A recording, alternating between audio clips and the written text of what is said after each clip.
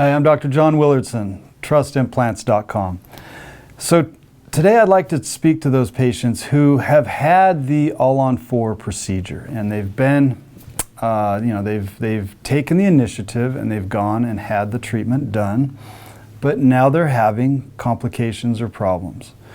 It's very common that we see this in our practice, that patients come from some of these other large all-on-4 centers, that's all they do is all-on-4, and they've spent their money, and now all of a sudden they are having to fix it, repair it, redo it.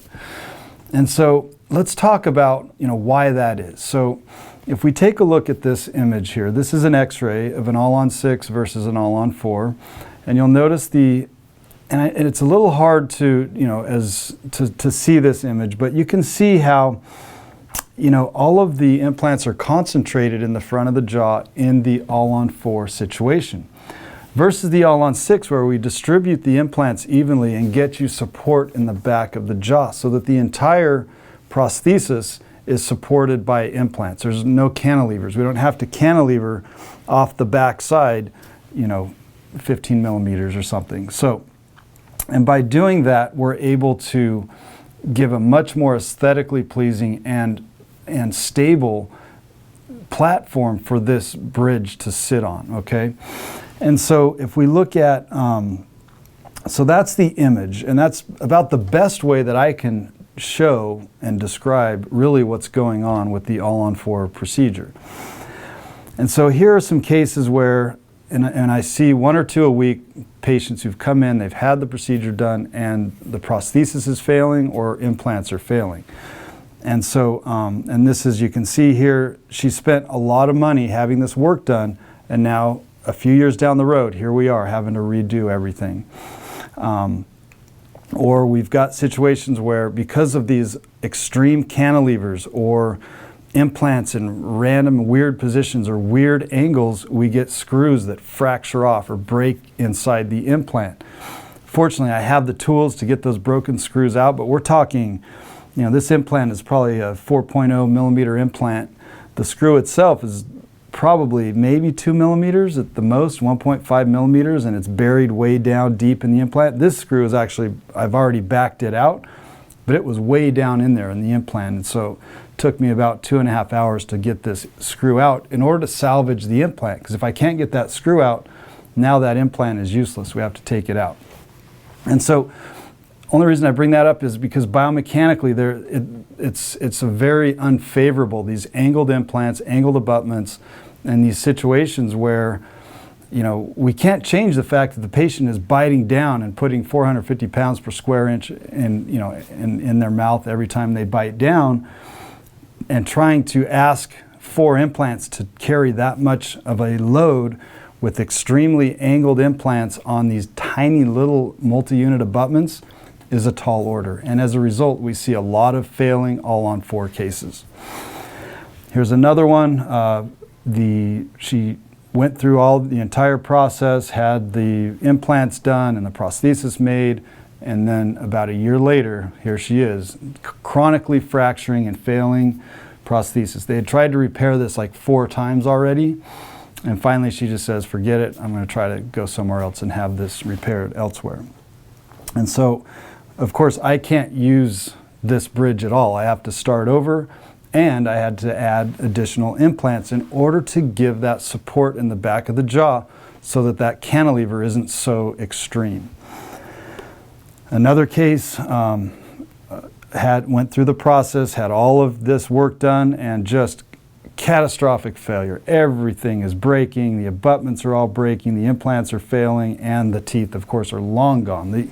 He even broke the titanium framework that's underneath all of this. So again, we cannot change how his bite forces or his masseter muscles, the amount of force that he puts on that bridge. I can't change that. All I can do is build into it a bridge and a prosthesis and a situation that can handle that much load. And to put every single patient into an all-on-4, you end up with these situations because the all-on-4 cannot handle that much load. And so, and I think it's a real disservice that we've got all-on-4 implant centers popping up on every corner and not really thinking about what are we doing to these patients. Is this the most ideal treatment for this person? And just putting every patient in an all-on-4. If I were to go to one of these big box implant centers and say, I just want you to work on me, they would say, okay, we're going to pull all your teeth out and we're going to put in 4 implants and put a screw-in denture in there, and then we're just going to cross our fingers that this is going to last you the rest of your life. Doesn't work like that. Take a look here. Look at the difference in materials. Now let's talk about the prosthesis itself, the bridge itself.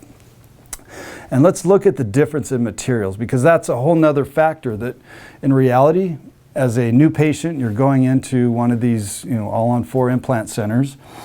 They're not going to get into all of the nuances and the details of, what are the implants made of? What material are the implants made of? What type of titanium? What brand are they? I use a different implant in the lower jaw than I do in the upper jaw, and I treat it individually. I don't just go, okay, I only have this brand of implant, so I'm going to use that on every patient. And so, or this style of implant, I'd rather say. So take a look here. So notice this is a failed case, of course, and notice the discoloration, the materials used, and how dirty that is underneath there. This is as we took it off. One, because of the design. It's dished here. So how in the world can this patient clean underneath there and actually remove all the debris? They can't. And so every time I were to take this off, the tissue is very inflamed, it would bleed. And so materials are very important. So, and of course, at most of these implant centers, they will advertise, $30,000 or $40,000 for both arches. But you're not getting your money's worth in that, I can tell you, because you end up with so many complications. It's better to spend a little bit more, and I'm not talking a lot more, but a little bit more, get more implants and get a better designed and prosthesis with better materials, and then you don't have to deal with this again. So notice what we use here at Trust Implants. Take a look at these teeth, but more importantly, of course they look great, but let's look at the material. So here's the bridge that I had taken out of this patient. There's actually rust on this framework. So whatever material was used or cast, or usually it's titanium, but in this case I'm not sure exactly what it was. There's so many problems with this case. There's just the design of the bridge, of the metal framework underneath, and the denture teeth wrapped on top. It's just a recipe for disaster. But look at what we use. This is the area that adapts to the implant. So this piece here goes into the implant.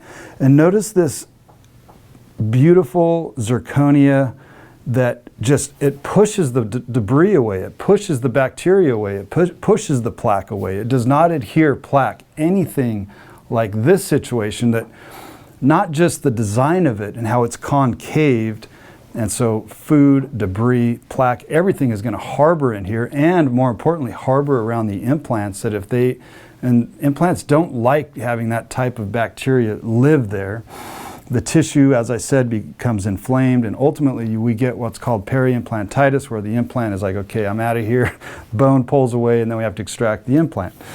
And so, but just look at the difference in materials and design, not just even the sleeve that I use, and then the connection, how it's just, the design is so much better, and it's such a better investment to use materials that are going to last you for the rest of your life.